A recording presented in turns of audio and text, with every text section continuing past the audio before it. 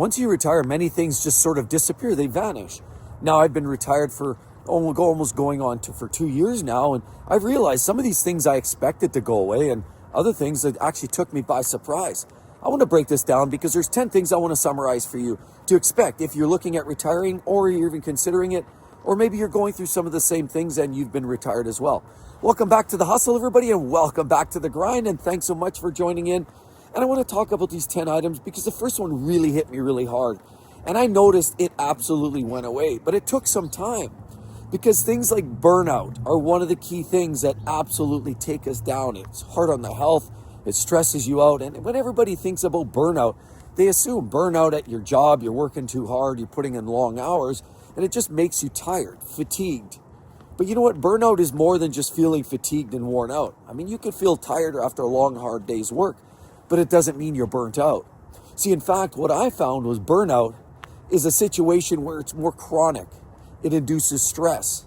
Now, I'm not a doctor, but physiologically, a lot of times increased blood pressure, other health factors that generally kick in and quite often impact you in a negative way, are things that are caused by being burnt out. But on top of it, burnout was something that I found was a big part of this transition out of it. And that burnout sort of dissipated, but it took me 6 months to probably close to a year before I felt like a lot of that burnout was starting to dissipate, because I still felt agitated. I still felt stressed out. And it's unfortunate, but burnout can cause other problems.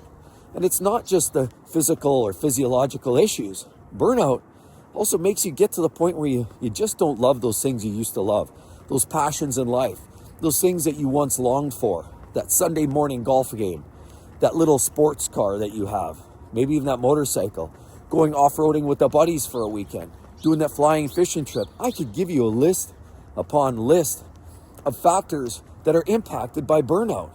Because once you burn out, you quite often realize that a lot of things just don't matter. You have this feeling of being on a treadmill that's endless and running, and there's no stop and no end in sight.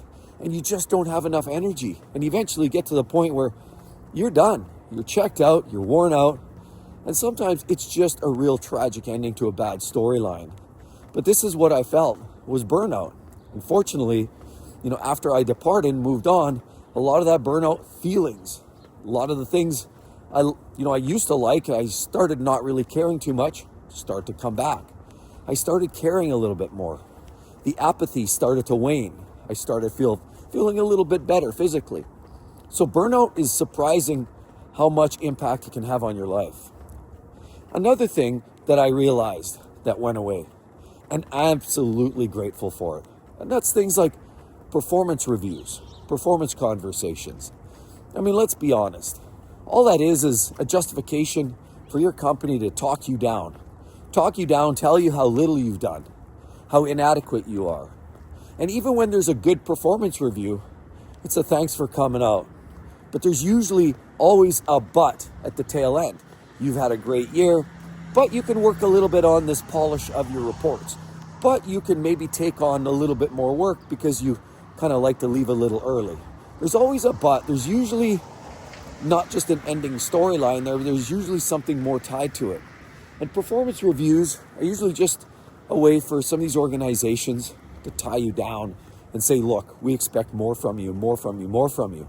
And they continue building up and escalating these conversations year over year to the point where you could move mountains, you could build bridges, but none of that matters, because after 25, 30 years, if you're not doing that tenfold, you're not meeting the grade.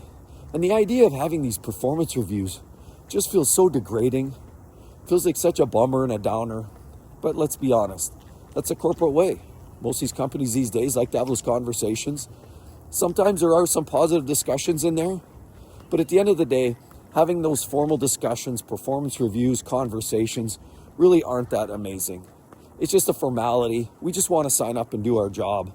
We don't need to sit here and justify with KPIs and things and reasons why, in fact, we are what we are, and we should just be happy that we have a job. See, that's where these performance reviews go. It's almost like a gratitude from the employer or employee to the employer that we actually have this wonderful opportunity for this job. More things that disappear once you retire, things like your paycheck, your benefits. While a lot of those things seem like benefits, and that sort of is that carrot that keeps people coming back, the reality is that is something you miss. The paycheck, that regular paycheck, whatever it is, that regular $2,000, $4,000, $8,000 a month, whatever you get paid, but it's that paycheck that's no longer there. The benefits, I also realized too, once I left, is a lot of times these benefits just go away. Of course, in my case, they did too, and some companies will carry on or offer some extended benefits, but in most cases, you pretty much walk away. So now, once you retire, you realize you have to get more creative. Maybe tag up with somebody else, possibly, hopefully get some of those, dental repairs, maybe those glasses or some of those other concerns you've had, deal with them before you run out of these dental benefits or physical benefits or something else. I mean, we know it can be a lot of money for healthcare. We know it can be a lot of money for dental work. And so a lot of that starts to go away. And once you retire, you have to find yourself coming up with new creative ways to try to pay for that. Another thing that usually goes away once you retire is the daily commute. Now, some people say the commute, well, that's a great time to turn up the music and enjoy the ride, but nobody really ever enjoys the ride, the commute. It's a grind, it's a hustle, and we all know it's very stressful and aggravating, and a lot of times we share the roads with people who are equally aggravated and sometimes many, many times worse.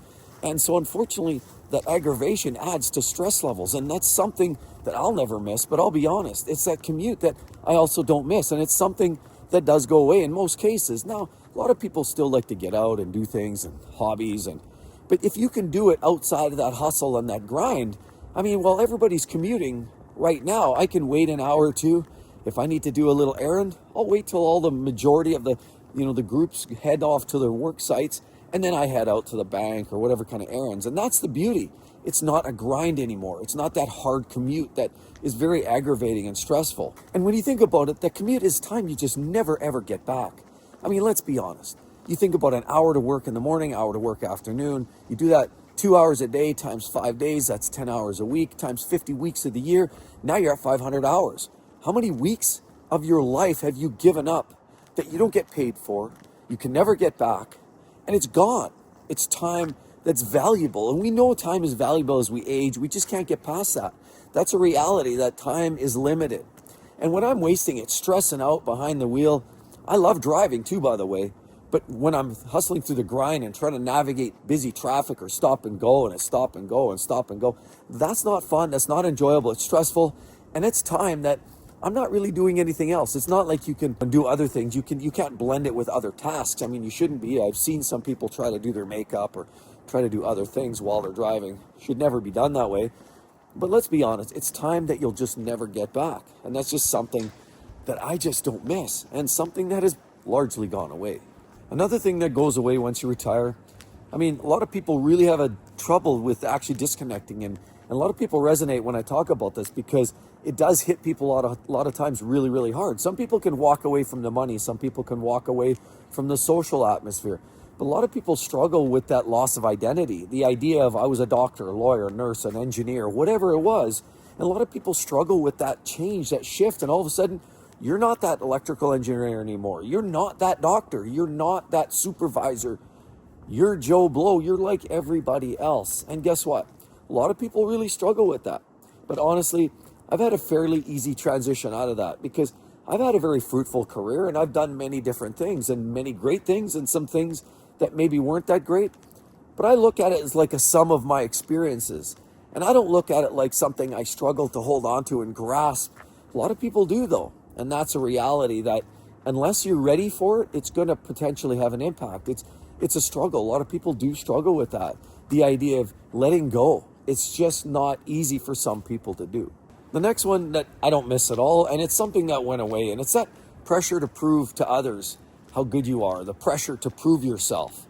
You know, we all feel like we have to validate our own abilities, validate our being, and unfortunately we have to justify what we do at these corporations and these businesses sometimes. We have to show them how good we are. We have to prove that we're better than our peers so that we can maybe get that next opportunity, that maybe we can get that next job experience.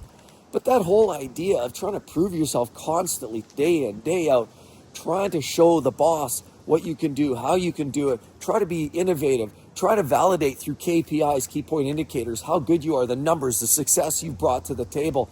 All of those validations that you continually trying to prove to yourself that you're not just worthy, you're better than your peers, and you're valid, and definitely more than valid in the sense that you definitely should be on course for the next big promotion.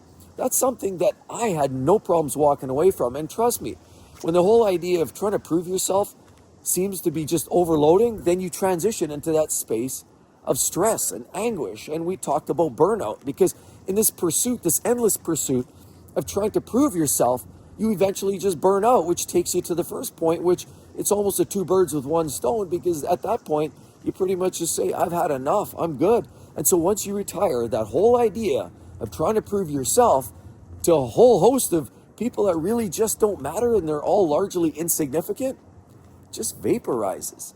And that's a win. Another thing that goes away is, let's be honest, a lot of people struggle with this too. The idea of the identity is a big one. But another one that a lot of people do struggle with, and it's the idea that where's your social network on? I mean, we do know, and it's been proven time and time again, and if you really dig down, if you were sick in a hospital room, which one of your coworkers is going to show up, of course, to look and wish you best and be there for you and spend time at the bedside? Probably none of them. If you're lucky, maybe one that was really close, but largely nobody cares. Coworkers are not your friends, and they're largely just there for the same reason you are, is to swap time for money. But let's be honest, the social interaction is something that goes away, and some people struggle with that. Some people struggle with the idea that they need that social interaction with those coworkers, and coworkers aren't always necessarily the best place to get it, because when you start to divulge too much information, next thing you know, all of a sudden, some of those things can bite you. And we've talked about this before as well. They're not your friends, and realistically, keep it professional. If you're on a job site, the big thing you want to do is just keep it about T's and C's, the job, the work, and keep it professional. The bottom line is that social interaction, regardless of how sincere it is or insignificant it is, or what it actually means to you, is something that people long for, and it goes away. Once you retire, those people, whether they were good, bad, ugly, or indifferent, they're just not there anymore. And other than maybe the one or two that you might keep in touch with for another few years, for the most part, that social interaction just goes away. And for people, again, struggling with that disconnect, it's a tough time. For me, it wasn't a big deal, because I also came to the realization long ago that you've got to watch over your shoulder, and that coworkers truly are there just to collect a paycheck, just like you are. You can't blame them for that. That's just what they're there for. But at the end of the day, assuming that they're anything more than that is a waste of time. But to the point, people still enjoy that Monday morning, that coffee talk, that chat. What did you do on the weekend? And that social interaction is what a lot of people long for, and that goes away. Another thing that went away grossly, I mean, you can't get away from technology. We just can't. That's the day we're in today. We're social media, we're technology, now AI. Everybody's surrounded by technology. It's on these phones that we use every single day. But the whole idea of email overload just gets a little overwhelming. It takes us back to that whole talk about burnout. Again, everything comes around to burnout. And see, that's, you're going to find, is a common theme in all of these conversations, is somehow they all lightly in some way tie to burnout, because working in your corporate life always points to one direction, burnout.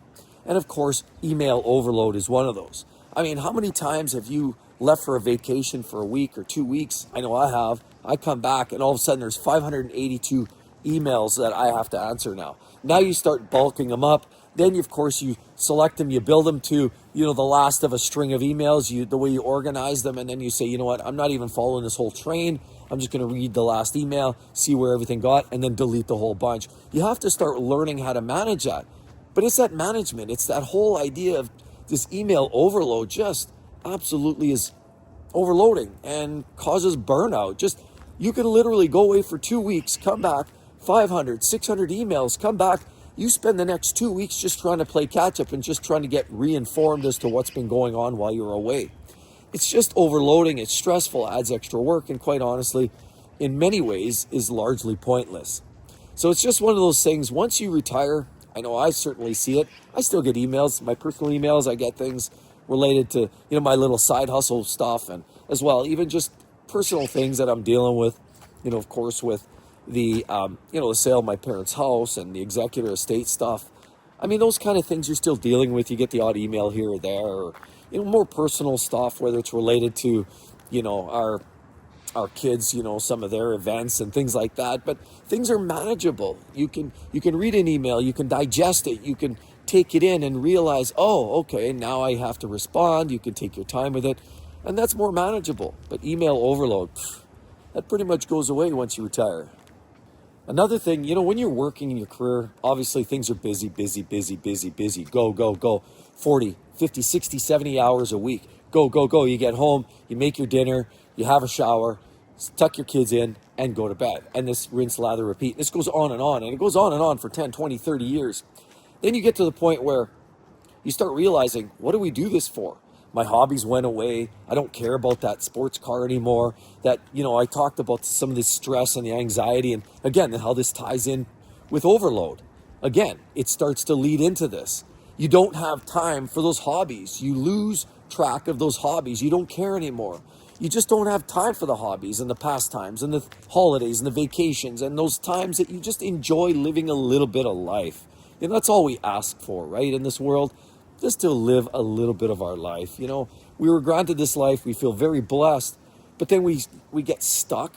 We're taught. The system teaches us that we have to go to university, spend hundreds of thousands of dollars, get a college degree, move on, spend the next 10 years just paying that degree down, and then the next 30 years after that, just trying to somehow pay for a house that you can never keep anyway. Because I know in most countries, if you default on property taxes for 5 years, they'll take that house away anyway, even once you've paid down the mortgage. So you never really own anything. Nothing's really for sure and nothing's forever. And so ultimately, you start to get that feeling of just overload and overwhelm, and does it even matter? And I hate to say it, that depression kicks in. You start giving up all the things you love, like your hobbies and your pastimes, and that goes away. But guess what? There is good news. And the good news is, once you retire, some of that stuff can come back. Now, you may not have the energy. So this is why I always lead to the point where the sooner you retire, the better. We don't live forever. I mean, the average life expectancy these days, they say, apparently, is around 76. I'd question that. I think it's, if anything, we've gone downwards. I think with the increased levels of stress, the processed foods, and all of the industrial pollutants, I think that we're trending downwards again. But either way, that's neither here nor there. The point of the matter is, enjoy life while you can. Get back to those hobbies, enjoy it. And see, that's what I'm kind of getting at. Once you retire, you can get back in the proverbial saddle again. And that's such a huge win. If you've been thinking about maybe, I just really love what I used to do it. But maybe that's your trigger point to say, maybe it's time to retire, or maybe it's time to at least switch over to a better work-life balance that allows me to enjoy my life a little bit more. Another thing that you start to get back is family time. While you're working, the family time has major limitations, because all you're doing is spending your time 8 to 10 hours a day at work or commuting. And then you get home, you're tired, you're just dealing with the basic necessities of just keeping the lights on, and you have very little family time to enjoy. Then comes Saturday, and Saturday typically is just filled with, okay, you might have a few hours there to spend with your family or your spouse or kids. You go out, maybe do a little window shopping, hang out, maybe kick the ball around the park. And then guess what? Sunday, you're prepping again. You're already thinking ahead. You know what? Maybe I got to go back to work. You got to buy the groceries for the next week. You got to get your clothes ready. And you got to start thinking. Your mind's not with the family anymore. Your mind's now at work. So you really only maybe have a day each single week. So unfortunately, this is just the reality of working. That's what we do. We work, work, work. And unfortunately, we give up some of our family time to do that. But guess what? Again, a positive win in all of this. The sooner you realize it's time to escape this matrix, this circle of, round and around on the Ferris wheel, merry-go-round, the sooner that you'll realize that you can get back to enjoying that time with your family. It's never too late. I mean, there are those cases where unfortunately it can be too late, but if your family, if your spouse, your kids are still around, and there's an opportunity to fix that relationship, fix it today. Fix it right away. Why waste time? There's no time like the present, let's be honest. Things can get better, and certainly that home time with your family, relatives, and even maybe that close friend or two, you can actually spend time with people you want to spend time with. And also a special shout out to a couple of new members, of course, of the channel, Retiree is me. It's Jim Shue and Nick Papagiorgio. I really appreciate it, guys. I know you've been longtime followers, viewers, and supporters of the channel, and absolutely, I really do appreciate the extra support. As a membership, it gives you the little banners, the logos. You know, I do prioritize your comments when you pop up. So definitely appreciate your membership efforts. It does help support the channel a little bit. Again, we are retired and this is my side gig. This is just what I do. So I enjoy doing it and I love having those talks with each and every one of you. So again, thanks again for the latest members, Nick, Joe, and really, I hope you all have a great day, everybody. It's a beautiful day. Let's go grab that coffee. Things are cold. Guess what? This is the last day before we're going to get smoked. I heard snow's coming tonight. So tomorrow morning, it could be an interesting one. So stay tuned for that as well. You're going to want to come back tomorrow morning, same time, because the weather is looking to be turning for the worse. Hope to see each and every one of you real soon, everybody. See you then. Bye-bye.